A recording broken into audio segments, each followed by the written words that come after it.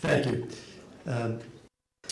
Well, I have a different perspective than Professor Hussein, because I start with two unfortunate historic incidents in the history of efforts to make peace. One of them was the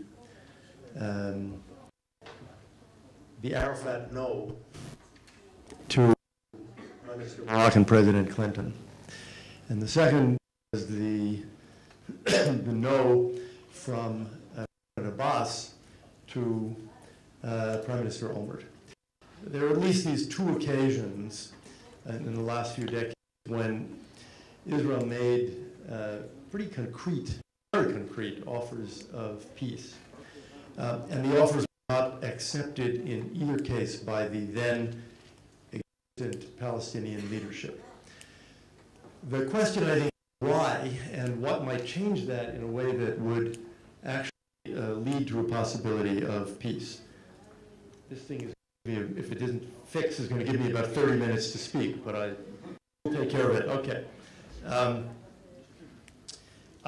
think what the problem here is a kind of Kulturkampf for cultural struggle within Palestinian society. Palestinians have been cursed for a century by having a very radical leadership. You can blame, we can go historically, we can blame the British actually for picking, I don't want to Ronnie Cohen, but Hajj al-Husseini to be the leader of the Palestinians at a time when that was not at all inevitable. But he provided a disastrous multi-decade leadership to Palestinian political life.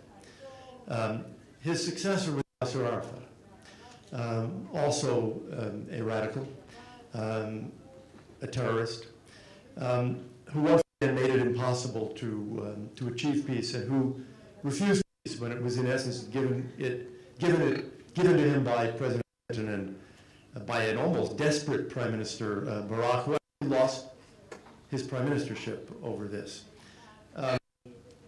This struggle between Palestinian moderates and Palestinian extremists continues today. If the moderates win, then what I think you will see is a process of building Palestine that is not completely strange from the point of view of Zionist history. Building a state from the ground up, and then having that state increasingly recognized by neighbors and by the world community. And a great deal of progress has actually been made in the last decade in building Palestinian institutions from the ground up.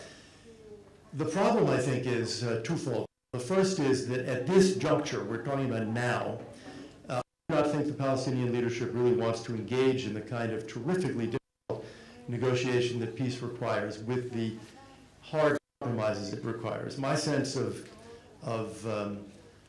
President Abbas, who is the chairman of the PLO, is that he is announced his retirement next year. He wants to retire to a quiet private life. He's not a heroic figure, and he's not going to announce, for example, to Palestinian refugees in Jordan, in Lebanon, in Syria, it's over, guys.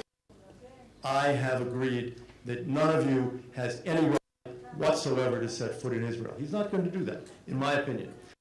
So I don't see much hope for this kind of agreement to be concluded in the next year until the Palestinians are supposed to have elections. The second question then is, and I'll stop with this, the radical question again, because President Abbas has signed an agreement with Hamas. In other words, the radical element, the element dedicated not to building Palestine with all of the excellent positive qualities that Dr. Husseini mentioned, but rather dedicated fundamentally not to freedom, not to progress, but dedicated to destroying Israel. That group has now been invited into Palestinian political life again and into the PLO for the first time, something that Yasser Arafat never even did.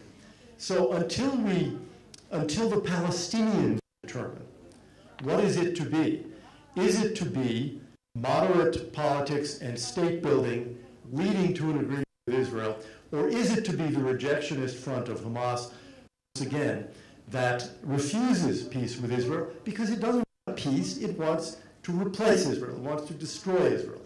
It has not accepted, and even in the last couple of months has said, it will never accept the Zionist project.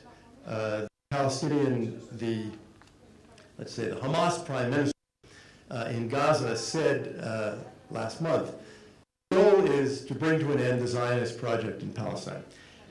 My time is up, so I'll stop there and say that I think the real question is, what will happen in Palestinian politics?